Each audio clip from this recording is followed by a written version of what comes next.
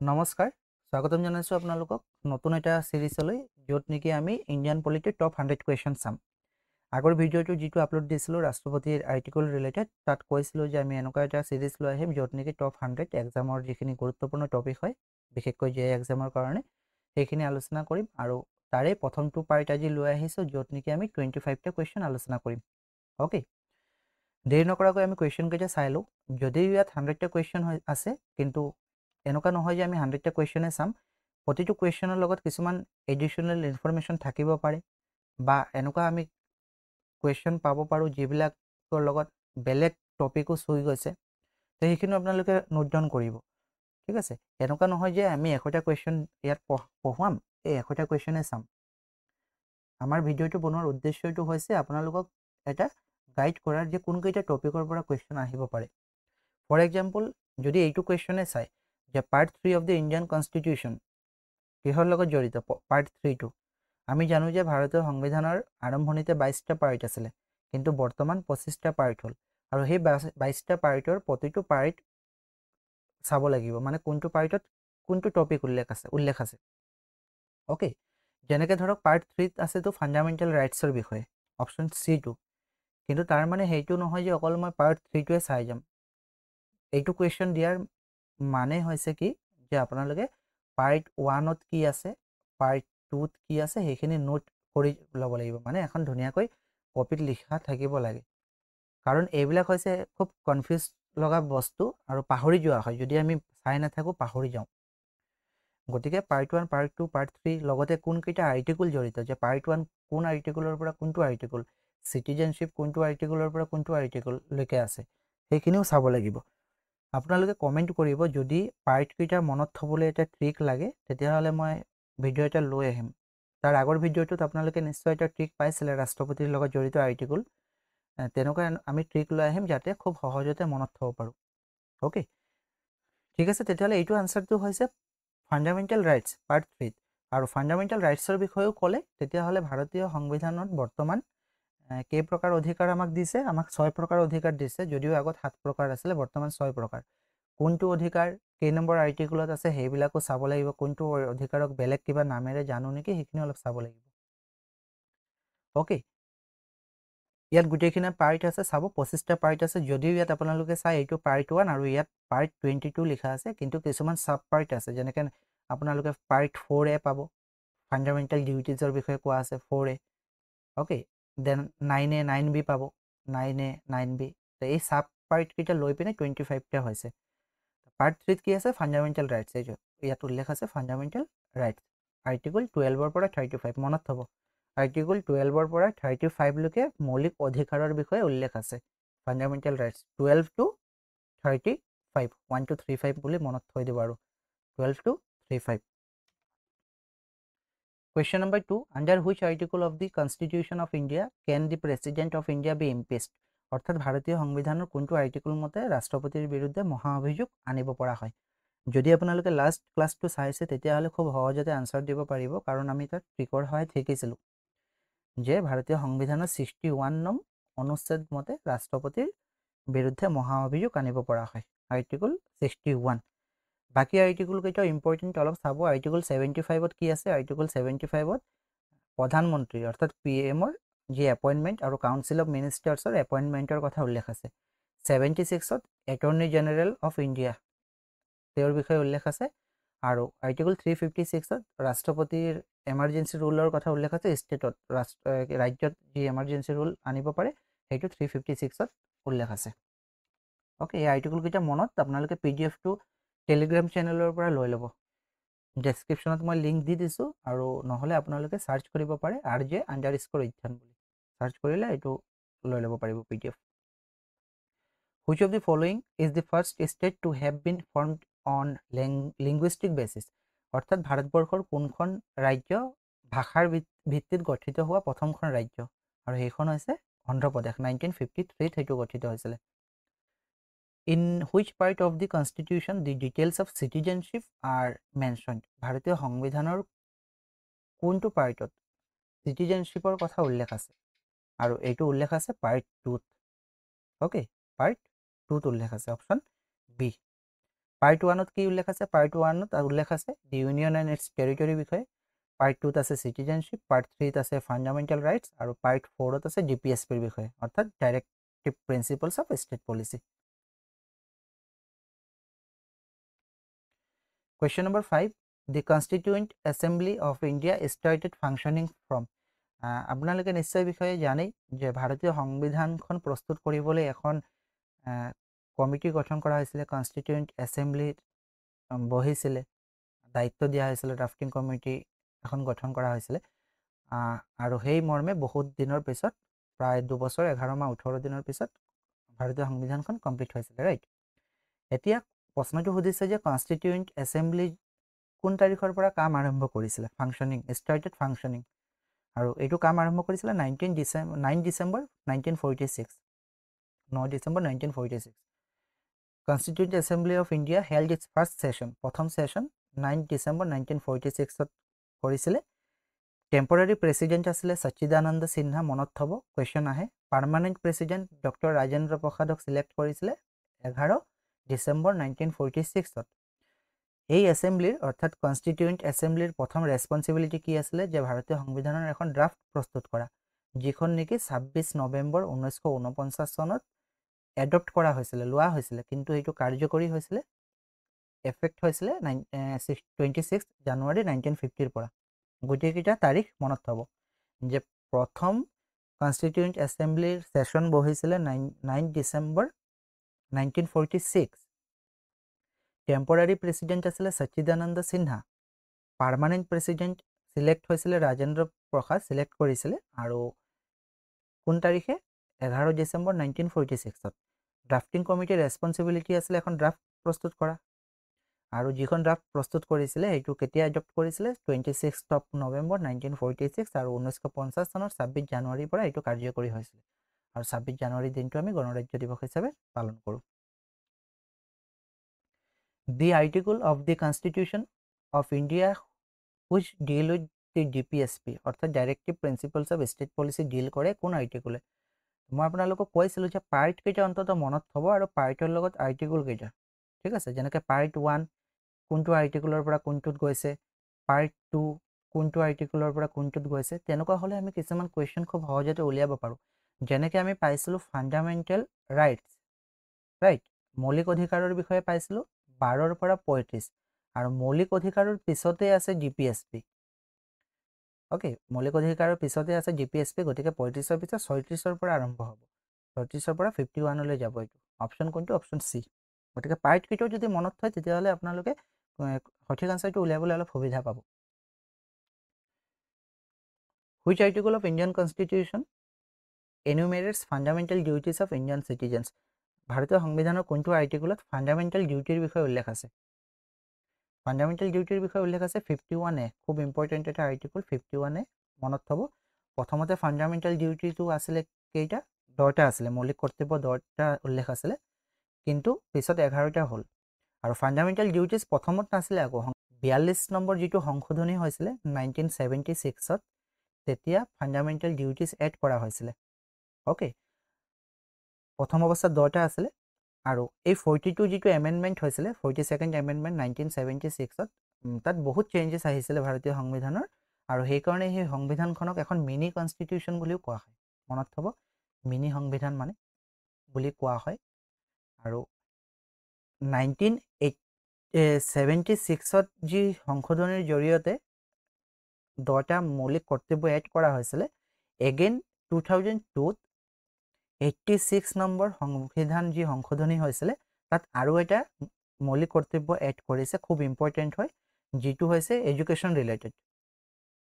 Okay, education related আছিলে, 2002ত 86 number এমেণ্ডমেণ্টৰ জৰিয়তে add কৰিছিলে। গতিকে গোটেই কথাখিনি মনত থ'ব যে FDৰ কথা উল্লেখ আছে, অৰ্থাৎ ফাণ্ডামেণ্টেল ডিউটিছৰ কথা উল্লেখ আছে 51Aত উল্লেখ আছে। প্ৰথম অৱস্থাত 51A নাছিলে, বাট 42nd যিটো এমেণ্ডমেণ্ট হৈছিলে 1976ত, কোন চনত হৈছিলে সেইটো মনত থ'ব, তেতিয়া মৌলিক কৰ্তব্য এড কৰা হৈছিলে, বাট তেতিয়া 10টা আছিলে মৌলিক কৰ্তব্য, আৰু 42nd এমেণ্ডমেণ্টৰ সময়ত বহুতখিনি সংশোধনী কৰা হৈছিলে, গতিকে ইয়াক মিনি কনষ্টিটিউশ্যন বুলিও কোৱা হয়, ঠিক আছে। আকৌ পুনৰ 86 নম্বৰ যিটো সংশোধনী হৈছিলে 2002 চনত তেতিয়া মৌলিক কৰ্তব্য 10টাৰ লগত আৰু এটা এড কৰি 11টা কৰিছিলে আৰু যিটো এক্সট্ৰাকে এড কৰিছিলে সেইটো এডুকেশ্যন ৰিলেটেড আছিলে ইয়াত গোটেইখিনি মৌলিক কৰ্তব্য ইয়াত উল্লেখ আছে ওকে এই 11 নম্বৰ যিটো to provide opportunities for education to children between the ages of 6 and 14 অৰ্থাৎ 6 বছৰৰ পৰা 14 বছৰ বয়সৰ ল'ৰা ছোৱালী সকলোকে শিক্ষাৰ অধিকাৰ পাব লাগে এইটো এড কৰা হৈছিলে 11 নম্বৰ কৰ্তব্য হিচাপে Question number 8. According to the preamble, the Indian Constitution derives its authority from ভাৰতীয় সংবিধানৰ প্ৰস্তাৱনা মতে ভাৰতীয় সংবিধানৰ যি অথৰিটি কাৰ পৰা এইটো লৈছে the people of India parliament of India supreme court of India আৰু ব্ৰিটিছ কনষ্টিটিউশ্যন ভাৰতীয় সংবিধানৰ প্ৰস্তাৱনাত উল্লেখ আছে স্পষ্টকৈ প্ৰথম আৰম্ভণি আছে উই দি পিপল অফ ইণ্ডিয়া গতিকে যি অথৰিটি এইটো কাৰ পৰা লৈছে আমাৰ পৰাই লৈছে ওকে তাৰ মানে ভাৰতৰ জনসাধাৰণৰ পৰা লৈছে দি পিপল অফ ইণ্ডিয়া আৰু ভাৰতীয় সংবিধানৰ যি প্ৰস্তাৱনা প্ৰথমতে উল্লেখ আছে উই দি পিপল অফ ইণ্ডিয়া বুলি আমি ভাৰতৰ সকলো নাগৰিক বুলি ওকে খুব ইম্পৰ্টেণ্ট এই কুৱেশ্যনটো Question number 9. Which part of the Indian Constitution is called the heart and soul of the Constitution according to Dr. B.R. Ambedkar? Dr. B.R. Ambedkare ভাৰতীয় সংবিধানৰ এটা যিটো অধিকাৰ আছিলে ওকে অধিকাৰ আছিলে এটা অধিকাৰক হাৰ্ট এণ্ড সোল বুলি কৈছিলে আত্মা বুলি কৈছিলে কোনটো অধিকাৰক কোৱা হৈছিলে fundamental rights preamble fundamental duties rights to constitutional remedies এইটো কৈছিলে ৰাইট টু কনষ্টিটিউশ্যনেল ৰেমিডিজ অৰ্থাৎ সাংবিধানিক প্ৰতিকাৰৰ অধিকাৰ ওকে অপশ্যন এ এই অধিকাৰক ডক্টৰ বি আৰ আম্বেদকাৰে হাৰ্ট এণ্ড সোল বুলি কৈছিলে কুৱেশ্যন নম্বৰ 9 আছিলে ৰাইট আকৌ এইটো কুৱেশ্যন নম্বৰ 10 এতিয়া this 73rd amendment of the Indian Constitution deal with 73 number যিটো এমেণ্ডমেণ্ট হৈছিলে সংশোধনী হৈছিলে ভাৰতবৰ্ষৰ সেই সংশোধনীৰ জৰিয়তে মানে কি অনা হৈছিলে মিনিমাম এজ অফ মেৰেজ নগৰপালিকা কম্পালসৰী প্ৰাইমেৰী এডুকেশ্যন নে পঞ্চায়তী ৰাজ খুব ইম্পৰ্টেণ্ট মনত থ'ব 73rd এমেণ্ডমেণ্টৰ জৰিয়তে পঞ্চায়তী ৰাজ ছিষ্টেমটো অনা হৈছিলে ওকে বৰ্তমান যি পঞ্চায়তী ৰাজ ছিষ্টেম সেইটো প্ৰথম অৱস্থাত নাছিলে বাট 73 যিটো এমেণ্ডমেণ্ট হৈছিলে 73 নং যিটো এমেণ্ডমেণ্ট সংশোধনী 1992ত হৈছিলে তেতিয়াৰ পৰা ভাৰতত পঞ্চায়তী ৰাজ ছিষ্টেমটো অনা হৈছিলে আৰু এইটো উল্লেখ ক'ত আছে পাৰ্ট 9ত আৰ্টিকল 243 পৰা 243 অ লৈকে উল্লেখ আছে ঠিক আছে যিয়ে নেকি 3 টিয়াৰ ছিষ্টেম আনিছে গ্ৰাম পঞ্চায়ত পঞ্চায়ত সমিতি আৰু জিলা পৰিষদ বা ভিলেজ লেভেল ব্লক লেভেল আৰু ডিষ্ট্ৰিক্ট লেভেল এইটো 73rd এমেণ্ডমেণ্ট মতে খুব ইম্পৰ্টেণ্ট মনত থ'ব question number 11 time of 0 hour in পাৰ্লিয়ামেণ্টৰ আপোনালোকে নিশ্চয় শুনিছে 0 আৱাৰ এই 0 আৱাৰ সময়ছোৱা কোনটো সময় কোৱা হয় কোন টাইমটো 0 আৱাৰ বুলি কোৱা হয় আৰু এই টাইমটো হৈছে 12 বজাৰ পৰা 1 বজালৈকে ওকে 12 বজাৰ পৰা 1 বজাৰ যিটো টাইম আছে সেইটো সংসদত কি কোৱা হয় 0 আৱাৰ বুলি কোৱা হয় ঠিক আছে কিন্তু এটা কথা মনত থ'ব 0 hour is not mentioned in the constitution or in the official rules of procedure অৰ্থাৎ ক'তো কিন্তু 0 আৱাৰ বুলি উল্লেখ নাই ভাৰতীয় সংবিধানত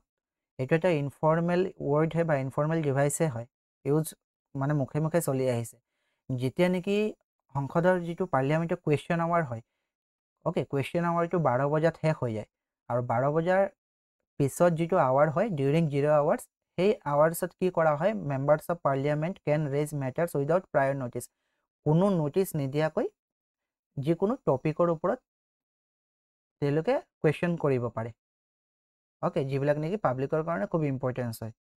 যিকোনো মেটাৰৰ বিষয়ে তেওঁলোকে উত্থাপন কৰিব পাৰে 0 আৱাৰত কোনো ন'টিছ দিব নালাগে এই বিষয়ে question number 12 who is the chairperson of the ৰাজ্যসভাৰ চেয়াৰপাৰ্চন কোন হয় ৰাজ্যসভাৰ চেয়াৰপাৰ্চন বুলি ক'লে কোন হয় ভাইচ প্ৰেচিডেণ্ট হয় অপশ্যন ডি আৰ্টিকল 64 মতে ভাইচ প্ৰেচিডেণ্টক ৰাজ্যসভাৰ চেয়াৰমেন হিচাপে মানে যি অথৰিটি সেইটো দিয়া হৈছে মনত থ'ব আৰ্টিকলটো মনত থ'ব article 64 of the Indian constitution the vice president of India is x officer chairman of the Rajya Sabha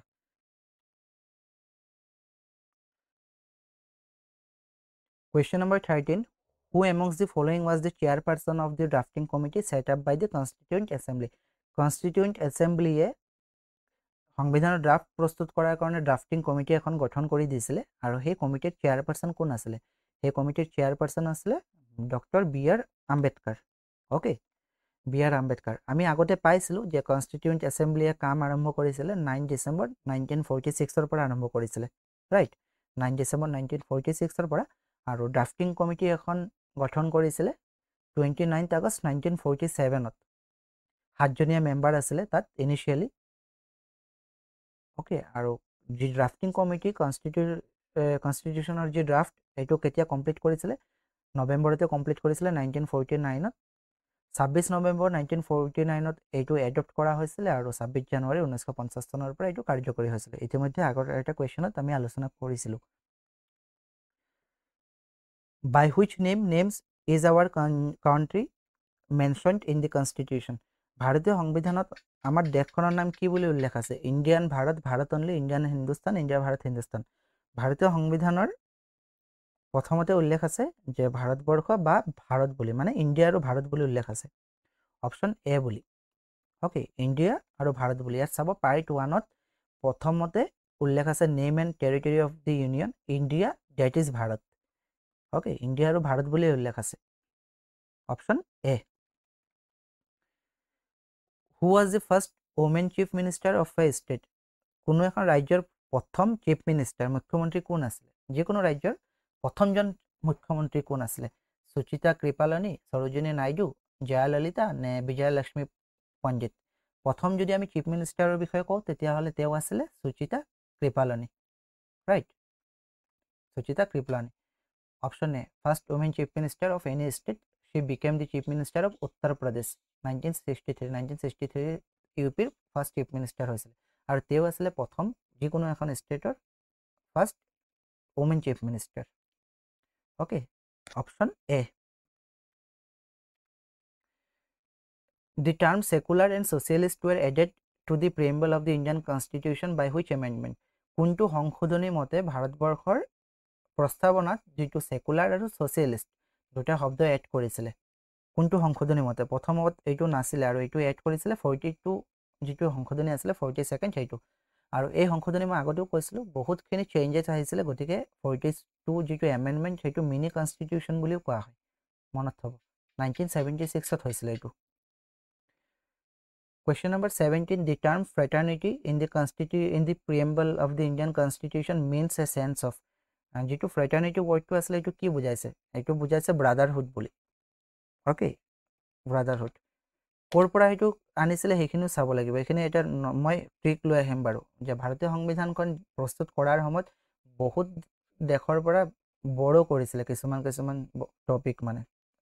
ঠিক আছে টপিক বুলি নহয় যেনেকৈ ধৰক প্ৰাইম মিনিষ্টাৰৰ পোষ্ট বেলেগৰ পৰা আনিছে এতিয়া ফ্ৰেটাৰ্নিটিটো সেইটো বেলেগৰ পৰা আনিছে এমাৰ্জেঞ্চি চিটুৱেশ্যন সেইটো বেলেগৰ পৰা আনিছে গতিকে সেইখিনি চাব লাগিব যে কোন কোন দেশৰ পৰা কি আনিছিলে Question number 18 the slogan arise awake and stop not till the goal is reached was given by arise awake and stop not till the goal is reached এইটো কোনে কৈছিলে যে arise উঠা জাগা আৰু যেতিয়ালৈকে নেকি লক্ষ্য নপোৱা তেতিয়ালৈকে নৰবা arise awake and stop not till the goal is reached কোনে কৈছিলে এইটো কৈছিলে Swami Vivekananda option B okay স্বামী বিবেকানন্দৰ বিষয়ে যদি আমি ক'বলৈ যাওঁ তেতিয়াহ'লে 1893 চিকাগোত এটা ভাষণো দিছিলে খুব ইম্পৰ্টেণ্ট আৰু ৰামকৃষ্ণ মিছনৰ প্ৰতিষ্ঠাও কৰিছিলে ওকে আৰু একচুৱেল যিটো এই কোটটো অৰ্থাৎ যিটো শ্লোগান হয় সেই শ্লোগানটো কথা উপনিষদৰ পৰাহে অনা হৈছে কিন্তু স্বামী বিবেকানন্দই এইটো পপুলাৰ কৰিছে আৰু তেওঁ নিজে সেইটো দিয়া নাই যদিও শ্লোগানটো স্বামী বিবেকানন্দই দিছে বুলি কোৱা হয় একচুৱেলি কথা উপনিষদৰ পৰা সেইটো অনা হৈছে okay who was not a member of the constituent assembly member কোন নহয় বুলি কৈছে ডক্টৰ ৰাজেন্দ্ৰ প্ৰসাদ সৰ্দাৰ পটেল জিভি মাভালঙ্কাৰ আৰু মহাত্মা গান্ধী কনষ্টিটিউয়েণ্ট এছেম্বলিৰ মেম্বাৰ নহয় বুলি যদি কৈছে তেতিয়াহ'লে মহাত্মা গান্ধী কনষ্টিটিউয়েণ্ট এছেম্বলিৰ মেম্বাৰ নাছিলে কিন্তু okay option D The President of India is elected by members of the Parliament and members of the State Legislative Assembly, members of Lok Sabha only, members of Rajya Sabha only, members of both the House of Parliament only. ৰাষ্ট্ৰপতিৰ যিটো election পদ্ধতি মানে যেনেকৈ নিৰ্বাচিত হয় খুব complicated এটা পদ্ধতি ওকে কিন্তু অপশ্যনত থকা মতে members of parliament and members of state legislative assembly পাৰ্লিয়ামেণ্টৰ মেম্বাৰ আৰু যি ষ্টেট লেজিছলেটিভ যি বিধানসভাৰ মেম্বাৰ হয় তেওঁলোকেও নিৰ্বাচিত কৰে তাতো বহুত কমপ্লিকেটেড কিছুমান প্ৰচেছ আছে যিটো ভোটৰ সমানুপাতিক অনুপাত তেনেকৈ উলিওৱা হয় সেইটো কেতিয়াবা যদি আমি প্ৰেচিডেণ্টৰ ইলেকশ্যনৰ বিষয়ে চাম তেতিয়া আমি এক্সপ্লেইন কৰিম ওকে অকল এইটো জানি থ'ব লাগে যে ৰাষ্ট্ৰপতি ইলেক্ট কেনেকৈ কৰা হয় পাৰ্লিয়ামেণ্টৰ মেম্বাৰ্ছো থাকিব আৰু ষ্টেট লেজিছলেটিভ এছেম্বলিৰ মেম্বাৰো থাকিব এইটো both house of parliament Lok Sabha আৰু ৰাজ্যসভা থাকিব legislative assemblies of the state থাকিব লেজিছলেটিভ এছেম্বলিজ অফ ইউনিয়ন টেৰিটৰিজো থাকিব ওকে আৰু যিটো ভোটিং প্ৰচেছ বা ইলেক্টেড প্ৰচেছ হয় সেইটো প্ৰপৰ্চনেল ৰিপ্ৰেজেণ্টেশ্যনছ বুলি কোৱা হয় by means of single transferable vote STB এই প্ৰচেছটো এটা কমপ্লিকেটেড প্ৰচেছ হয় actually July 11 is observed world wide as July 11 কি হিচাপে পালন কৰা হয় ৱৰ্ল্ড লিটাৰেচি ডে নে এইডছ ডে ডায়েবেটিছ ডে নে পপুলেশ্যন ডে জুলাই 11 এক আৰু এক লগ লাগিলে কি হয় 1 और 1 11 বেছি বাঢ়ি যায় নহয় জানো আমি মুভি এটা পাইছোঁ নহয় 1 और 1 11 বুলি তেনেকৈ 1 আৰু 1 লগ লাগিলে কি হয় 11 হৈ যায় অৰ্থাৎ বাঢ়ি যায় মানে কি বাঢ়ি যায় জনসংখ্যা বাঢ়ি যায় 1 আৰু 1 2 নহয় দেই 1 আৰু 1 11 লিখিছোঁ মই যি কি নহওক 1+1 1 আৰু 1 আপোনালোকে নিজে এইটো বুজি পাব 1+1 হ'লে জনসংখ্যা বাঢ়িব আৰু গতিকে সেইটো world population day option D বাকী লিটাৰেচি ডে কেতিয়া হয় লিটাৰেচি ডে হ'লে 8 ছেপ্টেম্বৰ এইডছ ডে হ'লে 1 ডিচেম্বৰ আৰু ডায়েবেটিছ ডে হ'লে 14 November who is considered the architect of Indian constitution ভাৰতীয় সংবিধানৰ যি আৰ্কিটেক্ট কাক বুলি কোৱা হয় ডক্টৰ BR আম্বেদকাৰ তেওঁক ভাৰতীয় সংবিধানৰ আৰ্কিটেক্ট বুলি কোৱা হয় okay he was the chairman of the drafting committee of the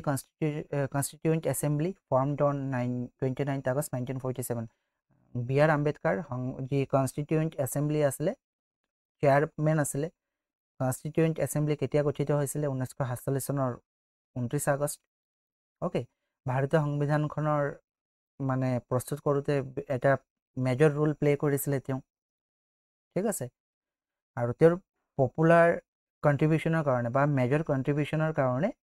তেওঁক father of the Indian constitution বা আৰ্কিটেক্ট অফ দি ইণ্ডিয়ান কনষ্টিটিউশ্যনো বুলি জনা যায় ভাৰতীয় সংবিধানৰ পিতৃ বা আৰ্কিটেক্ট ওকে সেইখিনি মনত থ'ব question number 23 the constitution of India was adopted কোন তাৰিখে এডপ্ট কৰা হৈছিলে ওকে ভালদৰে চাব এডপ্ট কৰা ইফেক্ট কৰা কাৰ্যকৰী সেইবোৰ বেলেগ হয় এডপ্ট কৰা আৰু ইফেক্ট হোৱা সেইটো বেলেগ কেতিয়া এডপ্ট কৰা হৈছিলে 26 নৱেম্বৰ 1949ত ওকে 1949ৰ 26 নৱেম্বৰত এডপ্ট কৰা হৈছিলে এইটো আৰু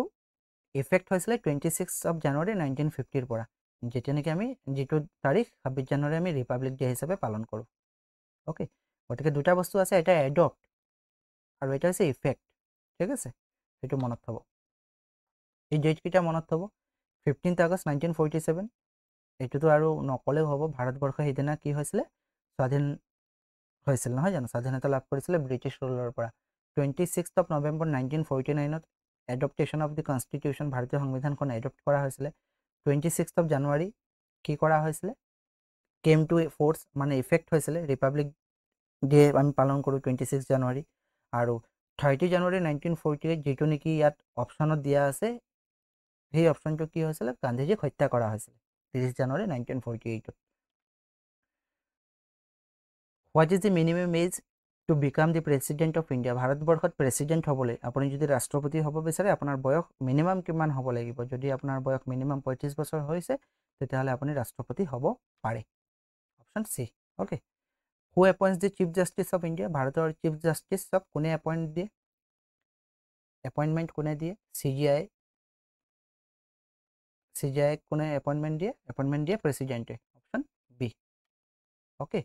আৰ্টিকল 124(2) মতে appointments of supreme court including the chief justice supreme কোৰ্টৰ এপইণ্টমেণ্ট বা চিফ জাষ্টিছ যিমান জাষ্টিছ আছে এপইণ্টমেণ্ট আৰ্টিকল 124 মতে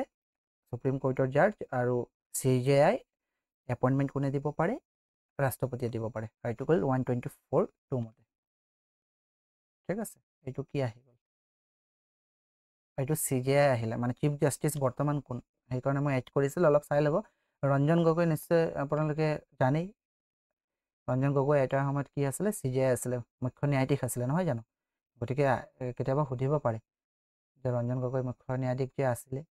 কেতিয়া আছিলে বা কেই নম্বৰ আছিলে 46 নম্বৰ আছিলে বৰ্তমান কোন হয় বৰ্তমান হৈছে ভূষণ ৰামকৃষ্ণ গাৱাই 52 নম্বৰ 14 মে 2025 পৰা বৰ্তমানলৈকেও আছে ওকে ভূষণ ৰামকৃষ্ণ গাৱাই মনত থব এইকেইটা কুৱেশ্যনে আছিলে ইম্পৰ্টেণ্ট যিকেইটা কুৱেশ্যন আমি 25টা চালোঁ বাট যদি আমি কুৱেশ্যন হিচাপে চাওঁ তেতিয়াহ'লে 25টা কিন্তু ইনফৰমেশ্যন যদি হিচাপে চাই আমি বহুত নতুন নতুন ইনফৰমেশ্যন ইয়াত পাইছোঁ ৰাইট কুৱেশ্যনৰ লগত আমি এডিশ্যনেল ইনফৰমেশ্যনো চাইছোঁ আই হোপ আপোনালোকে কুৱেশ্যনকেইটা ভাল পাইছে যদি কিবা ডাউট আছে আপোনালোকে কমেণ্ট ছেকশ্যনত জনাই দিব আৰু কেনেকুৱা ধৰণৰ কুৱেশ্যন আপোনালোকে বিচাৰে যদি আপোনালোকৰ ফালৰ পৰা কিবা ডিমাণ্ড আছে তেতিয়াহ'লে কমেণ্ট ছেকশ্যনত জনাব বাকী যদি JA পোষ্টৰ কাৰণে আপোনালোকে মেথছৰ কোৰ্ছ এটা ল'ব বিচাৰে তেতিয়াহ'লে আমাৰ ইয়াত উপলব্ধ আছে 199ত টিল এক্সাম ডেটলৈকে ভেলিডিটি পাব ক্লাছেছবিলাক হৈ আছে কোৰ্ছ এটা ল'ব পাৰিব কিবা যদি জানিবলৈ হয় যিটো হোৱাটছআপ নম্বৰ সেই হোৱাটছআপ নম্বৰটোত মেছেজ কৰিলে হ'ব